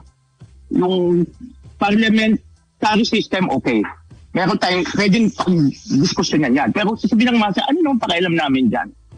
Sa ngayon, gusto lang namin yung ayuda o isa ng institutional system na siguradong bumagyo man, magka-COVID uli, hindi na ako. Yung kumbaga, yung pinanganak ako, alam ko na natutulong ako ng pamahalaan hanggang makapagtrabaho na lang ako at mapaputi ang katayuan ng aking pamilya. Hanggang siguro, hindi naman yung pagkamatay ka, bahala pa estado sa iyo. Madali na yon, di ba? Yun lang ho ang aking reaction dito, no? Yung nga, sabi ko, that is a good point na medyo, napagod ako kasi sa discussion na ni Dr. Carlos dahil maraming kailangang ayusin. Yeah, I don't know what the setup is, but can I just respond to this as I was quickly? Sino ba yung moderator? Jonathan, Mr. Banal, can I just respond to the questions by Joel? Yeah, I can hear you. Yeah, okay. While Joel was speaking, if you're 75 years old, guys, you forget, no? Like I forgot whether I had breakfast this morning. So I had to take down notes while Joel was speaking. A number of points. In regard to the debt, lahat ng bansa may utang. Ang magiging challenge mo, may pambayad ka ba? Hindi ka ba magde-default? Lahat naman ng bansa may utang. At ang utang talagang, sige lang niya, nagro-roll over lang siya. Hindi talaga siya nababayaran. Pero utang ka lang ng utang.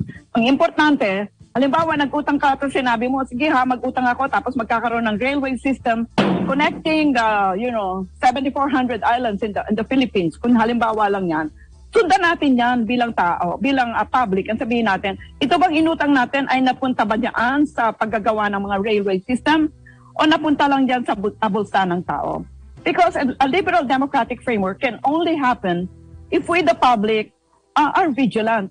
Otherwise, kung wala rin tayong pake dyan, ay talagang pagnanakaw talaga mangyayari, no? I'm just making very short answers para makakuha pa tayo ng ibang mga questions sa inyong mga colleagues mo dyan. No? Okay, what about the welfare system na gusto ni Joel?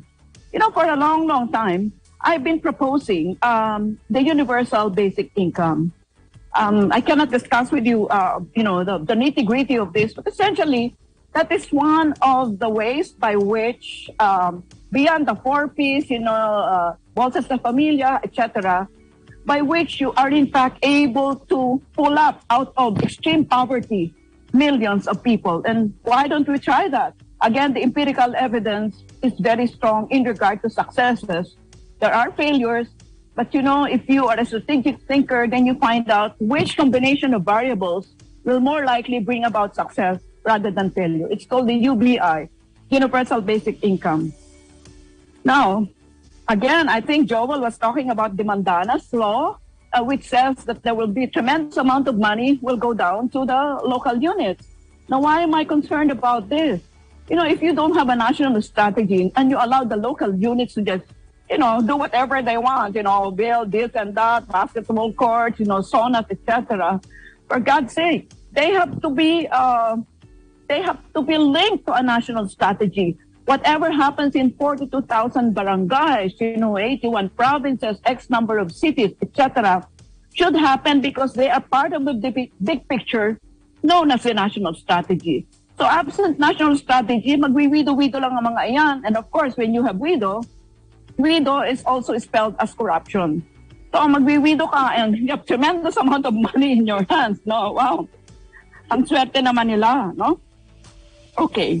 And siguro lastly, very quick lang ito, Joel, I don't know that right now we can still use the dichotomy between socialists and so-called democratic governments. So-called socialist countries are out-and-out capitalists. Everybody just wants to be rich. I mean, if you want to be poor, please kill yourself already. Diba? Everybody wants to be rich and comfortable. But my continuing admonition is, wag po nating ilagay ang gobyerno sa gitna ng buhay natin. Sapagkat the ones who will really create wealth, the ones who will create value, is the private sector. Kanya, anuhan natin, wag nating rentahan yung private sector na talagang sakal siya ng overregulation. Ang verb ng government is to regulate. Ang verb ng government hindi command and control. Nalilimutan natin, ang verb ng government is to regulate. Yan ang mandate mo, gobyerno. Hindi ka dapat nakagitna, tinadapaan mo lahat ng enterprises. Ang dapat nakadapa sa enterprises, yung mga private sector. Okay lang mag-profit sila, palagay mo ba? Hindi naman sila Red Cross. Of course, they can profit. Kanya nga nare-regulate mo sila eh. Di ba ngayon, hindi nila ma-regulate yung the big guns, Facebook, yung Google, di ba, Amazon, etc. Because it's a new thing. It's not nothing. It's not even located in our basic laws. But yes, you have to regulate them. Otherwise, they will become such a monster. And instead of efficient and effective services, they really practically control our lives. So let us not put government in the center of our lives. Because the initiative, the individual, and the collective initiative are the ones that really matter. Yeah, Joel, so have I responded to you in such a, truncated answers? Tumpak. Many thanks, Professor Carlos and Joel. Si Professor Magno and Professor Contreras are supposed to join us also. Unfortunately, we still have to get them to link with us at this point in time. So, if we don't get them in a minute, Professor Carlos, we hope we can get some reactions and some questions from our panelists who are here with us right now. But in the meantime, we would like to ask you, yung national strategy na binabanggit po ninyo sa ngayon, and you are telling us that topsy-turvy ang naging national strategy natin for a long time, if there is one at all. Itong mga nandito po ngayon, the ones running now for the presidency have come out with certain statements regarding what they want to do if and when they get elected.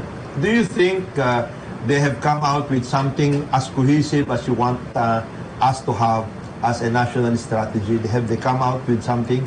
And is there anything that we can do in order to push them to come out with some kind of a strategy that we hope we will be able to build on from the pandemic and into 2022 and beyond?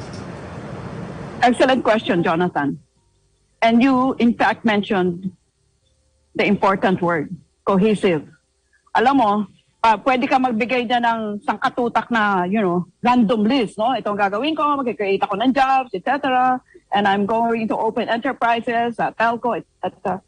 Pero kailangan, Jonathan, you should be able to crochet them together. Why do I use the term crochet, no? I'm sure kasi halos puro wala atang dyan naggaganchilyo sa inyo. Kasi yung my family, mahilig sa ganchilyo. Alam mo, Jonathan, yung ganchilyo, para ka magawa ng bedspread, kasi favorite ito ng auntie ko eh. Kailangan, di ba, kinukrochet mo siya isa-isa. Pero yung bedspread will form from a combination of small bits and pieces of crocheted handicraft, di ba? So, hindi pwedeng may listahan ka lang. Para yung pinangangalanda ka ng NEDA na meron silang 13 chapters na ganito. Tinanong ko yan kay Ernie Parnia. Sabi ko, Ernie, yan ba 13 chapters mo na ba yan eh? Pwede mo ba yan mapagtagni-tagni? Nag-alit sa akin si Ernie, sabi niya, Claire, meron ka nang dyan eh. Sabi ko, teka muna. Parang recipe lang yan. Parang hindi mo sinabi sa akin, paano ko ba iluto yan? Baka yung pinakbit mo, nilagyan mo naman ng ng sampalok, no? Pagkatapos, yung sinigang mo naman, nilagyan mo ng mga bagoong. I'm exaggerating to make a point. The point is that, dapat magkakadugtong-dugtong yan. You should be able to stitch them together. Siguro, Jonathan, just a small story, no? Nung anong pangalan nito? Si Aquino, the son Aquino, was elected. Pinatawag ako nito ni Ochoa sa kanyang opisina sa Malacanang.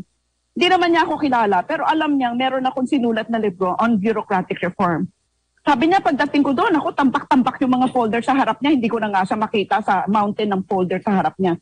Sabi ni Ochoa, sabi niya, ay, Dr. Carlos, tulungan mo naman kami dito dahil hindi ko naiintindihan tong gobyerno. That was just, they were just starting Parang July yun no? 2010 ba gayon? Okay.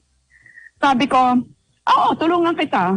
Pero nasan ba yung strategy ng Aquino administration? Siyempre nagkamot ng ulo si, mga ba first name ni Ochoa, I forgot his first name. Anyway, si Ochoa, no?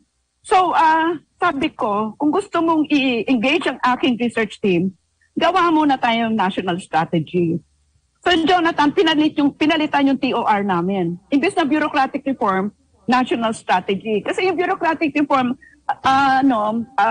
guys, gentlemen and ladies, anak lang siya ng national strategy. Hindi mo pwedeng idibuho yung bureaucracy nang hindi mo alam kung sino ba yung lead agency dito. Okay, suma total. July yun, December natapos namin yung national strategy.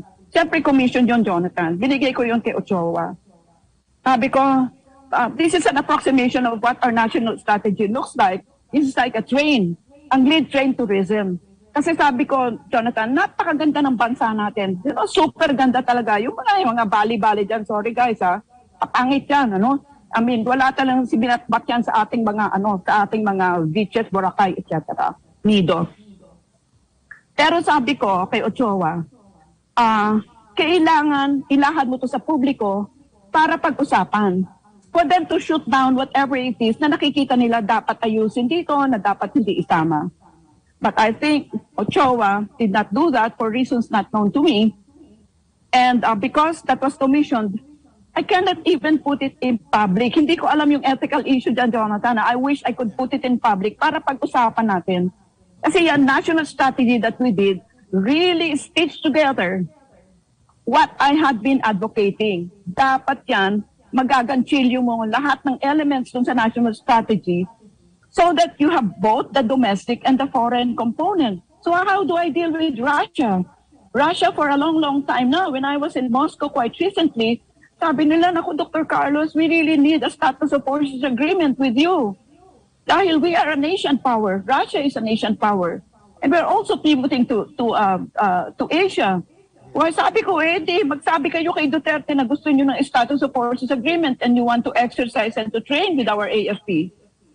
Siyempre naman, ang AFP natin, Naku, Diyos ko, Jonathan, nung nandun ako sa Moscow, ang unang tinanong ng counterpart ko sa akin, sabi niya, Dr. Carlos, bakit pa hindi kayo bumibili sa amin sa Moscow? Parang 35% mas mura kami. Naku, Diyos ko, mabuti na lang nakaisa pa ng sagot. Ang sagot ko, because we are not training with you. We are training with the Americans, and therefore the doctrine, the equipment, the material, they're all Americans.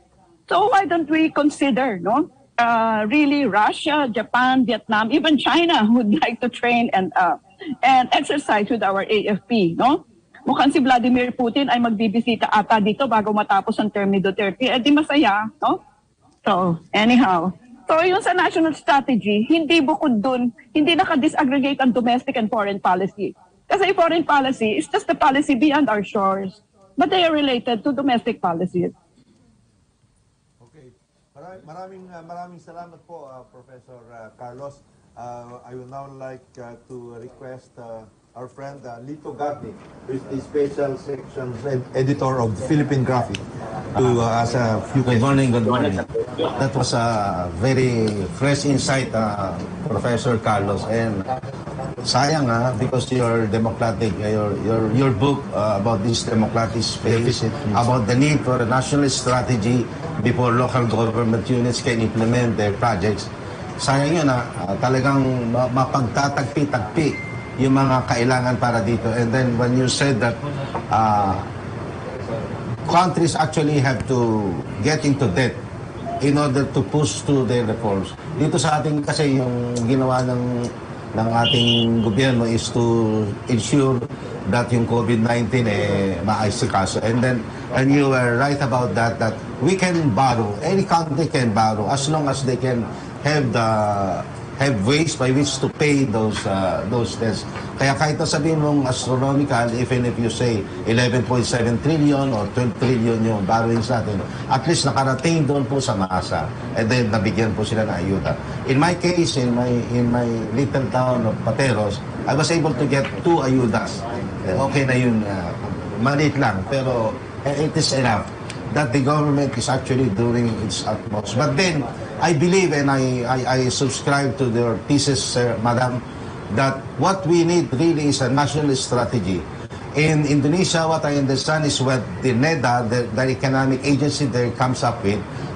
Any new government official cannot just change that 25-year yung program. Dito sa atin kasi ang nangyayari, pag may bago administration, may bagong programa. Kaya nga that's why nawawala yung national strategy.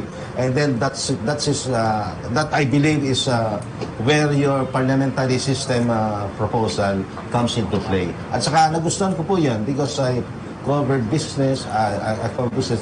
And I like what you say that tourism should come in first and foremost. Because what I understand is that the yardstick is that for every tourist that comes here in the country, we produce one job. Yan po yun. Thank you, Lito.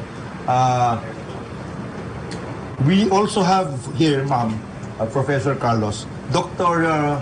CP Espiritu, the president now of National Defense College, and he would like to ask a few questions. If you can, CP, can you just ask the question? I will just have this. Oh, wala. Can we ask CP, Dr. Espiritu, to he's on Zoom. He's on Zoom right now. To ask the question because he would like to follow up on what Professor Carlos mentioned. Actually, yung sinasabi ni Professor Carlos tungkol dun sa strategy na nagawa nila during the time of President Aquino, we can actually get a hold of that by way of the freedom of information. There is an executive order on freedom of information, and we can get hold of what Professor Carlos mentioned. Yeah, actually, Jonathan, siyempre, I have a copy of that. Ang ethical issue ko really is, kasi it was commissioned, wala akong prerogative na isa publiko siya. Kasi parang sila yung copyright owner Kaya hindi ko siya naiintindihan really yun. Otherwise, it's not any, para naman siya secret document. It is not. Yes. Pero sayang naman yung ginawa ng research team ko at pwedeng maging base document yan for a new national strategy, if at all. Yeah, thank you po. We will actually do that through the FOI. Dr. Espiritu, Dr. Chief Espiritu, former governor of Oriental Mindoro and now the president of the National Defense College would like to ask a few questions. Doc? Thank you very much. Thank you very much, Jonathan. Good morning to all. Good morning, Dr. Carlos. Firstly, I'm Ay, Dr. Chippy, president ka na pala ng NDCP. Wow! My colleague. Firstly, I'd just like to state that I'm actually president of the Alumni Association of NDCP. But Dr. Carlos is a colleague. So full disclosures, he's not only my colleague in the NDCP. We are together in the board of advisors of the Philippine Marine Corps. So, thank you. I just like to say that I totally agree with Dr. Carlos that there must be a national security strategy. And actually, this is to us very basic Jonathan, may I be allowed to share my screen? Please. Okay. This is, can I be given screen sharing, please? Yeah. I think it's still disabled.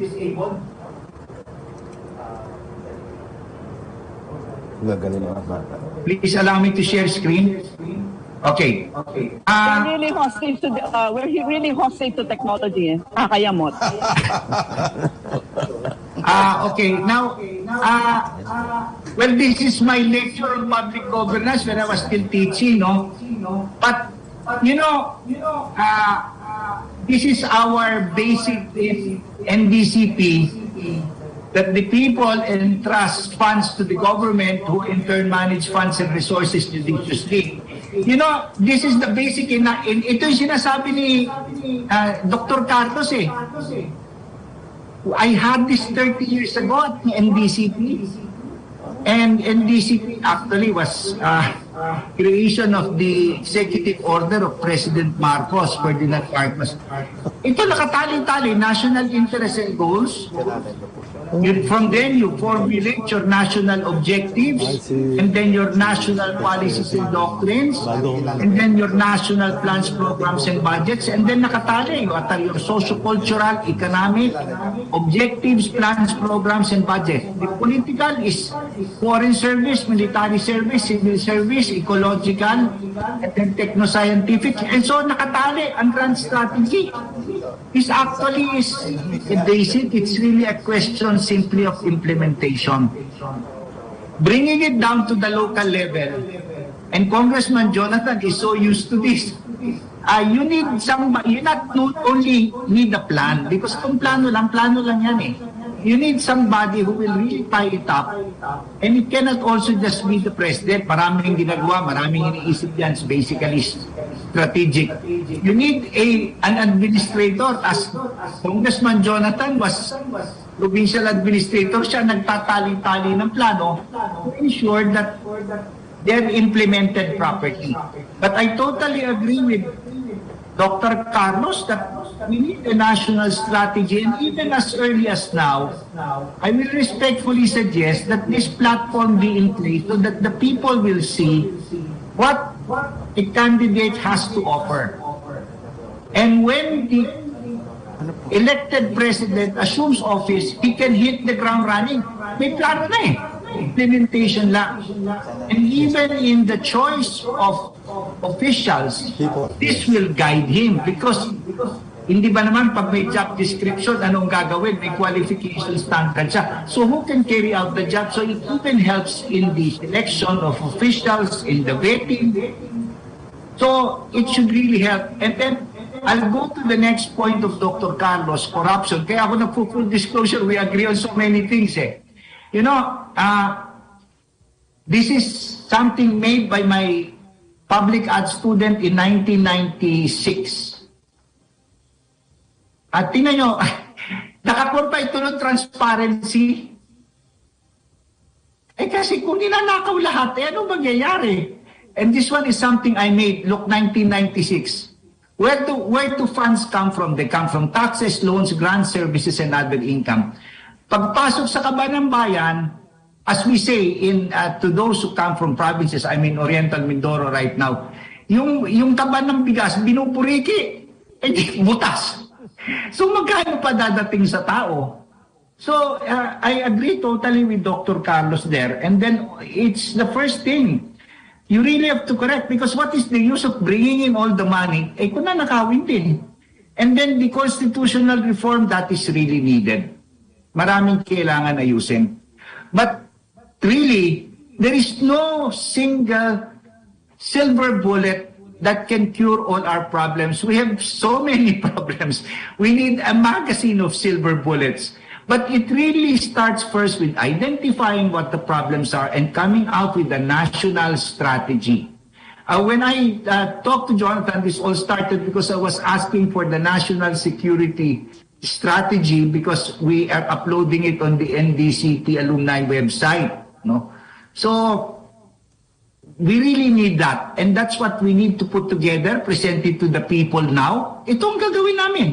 Klaro. And in the choice of officials for the new administration, it can guide you because this person can carry this out. Of course, the political will come in. I'm a politician too. But, you know, kukunin mo yung tao na pwede. Marami kang pinagkakautangan ng loob. You know, before, I would have leaders who would come to me, pasok na naman ho itong may utang na loob ka, bibigyan, gusto kong ipasok yung tao, pero hindi talaga kwalipikado. Sabi ko, tulungan kita, pero bigyan mo lang ako ng kwalipikado kasi ito, hindi pwede dito. Kuha mo, sa iyo din manggagaling. Pwede naman yun eh. Ang dami natin, ang Filipinos are so intelligent. We have a wealth of talent. We have a pool of talent. And then finally, when noon of June 30 comes, we hit the ground running. The president-elect hits the ground running. Kasi nandiyon na yung plano, but I totally agree, the national security strategy, panahon pa ito ni President Ferdinand Marcos eh, sa National Defense College ito, that's where I got this. Nakatali. Actually, na dagdagan na yun ngayon because of course, the environment has been separated. But it's very, very clear, what are your sociocultural objectives, plans, programs, and budget? Who are the people? It's tally-tally. This is what Dr. Carlos is stating as the grand strategy. This was still on, this was made on transparency. If you will recall, in the 90s, naka-transparency pa tayo. So, as I said, I asked for this time to be able to follow up on what Dr. Carlos said. So, thank you very much, Jonathan. Jonathan, may I respond very quickly to the points raised by my great friend and colleague, Dr. Chippy?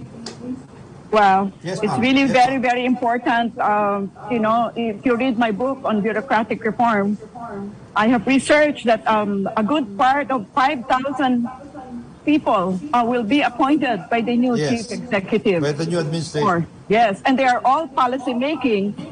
Sadly, they did not follow the setup what President Marcos did, where only the heads of the department are changed and the rest are career.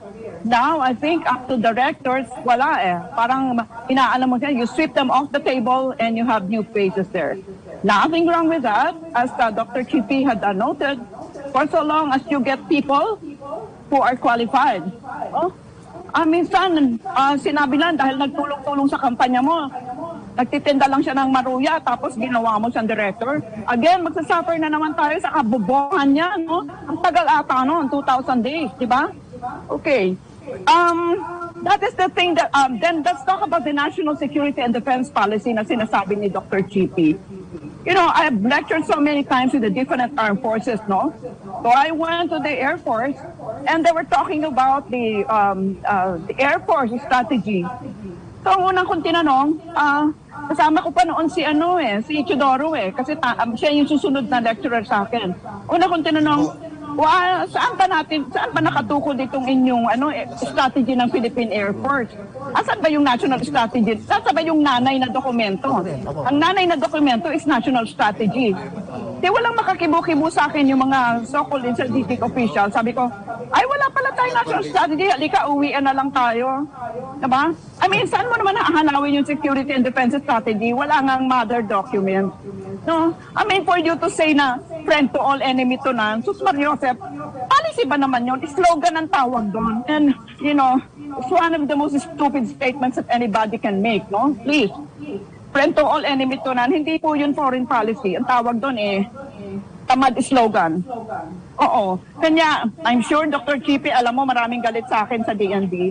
Kasi unang kong tinanong sa kanila, teka muna, kukunti na nga lang salapin natin, ba't naman submarino yung binili mo, submarine? O kaya ba't may ang helicopter? Parang inuna mo yung pagbibili ng mga ng mga kagamitan. Wala ka pa naman yung strategy. Dapat yung strategy magdi-decide sa'yo, o ano bang una mong bibilhin? Diba? Kung wala nun, wala lang. Siguro ang bibilin mo yung pagkikitaan mo ng pera. Sorry ha. Maraming salamat, Dr. Carlos. Professor Carlos. We will now request our General Counsel of the Federal Party, Attorney George Briones, to ask the other question. George. Magandang umaga po sa ating lahat. Ako po ay si George Briones at nagagalak na nandito sa atin ngayong umaga.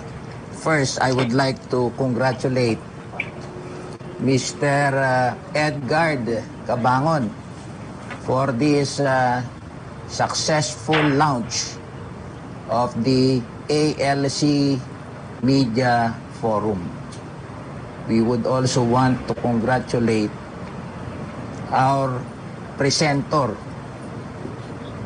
Dr. Clarita Carlos. I took up political science in UP in 1969. but I did not have the good fortune of being under her class. Kasi po, kami ay mga pilyo. Iniiwasan po namin yung mga terror. So, anyway. Thank you, George. Salamat. I am catching up po. I am catching up today and in all your almost daily appearances in social media. And I am glad that you are well and hearty. And may I now make my short remark? I agree with your observations. Number one, that we must have a mature political system. And number two, that there is a need for the amendment of the Constitution for structural changes. And finally, there is a need, a daily need, to combat corruption. And if we look at the present administration, I think leadership by example help. And one's experience as a local government administrator also help. So, congratulations to the ALC Media Forum. Mabuhay po kayo, ma'am. Ngayon na lang po ako mag-aaral sa inyo. Pagpatawad na po. Magandang umaga po sa ating lahat. Thank you, Attorney George. Actually, nag-umpisa ako magturo. 3 years bago ka nagpunta sa UP. Ikaw talaga, iniwasan mo ako. Anyhow, ang maganda yung tinuran mo. Talagang totoo that leadership example matters. The demonstration effect is very, very powerful. Nung malaman ng mga tao sa National Defense College na hindi ako magnanakaw, hindi pwedeng down the line, yung 126 na military and civilian staff ko ay merong magnakaw. Kasi ako, mabilis ako mag-dismiss eh. Unfortunately, Jonathan, siguro a third of those na nasa NDCP na maraming katiwalian, I tried to dismiss them, hinarang naman sila ng CSC. Kasi sabi, paano naman Dr. Carlos madidismiss mo yan?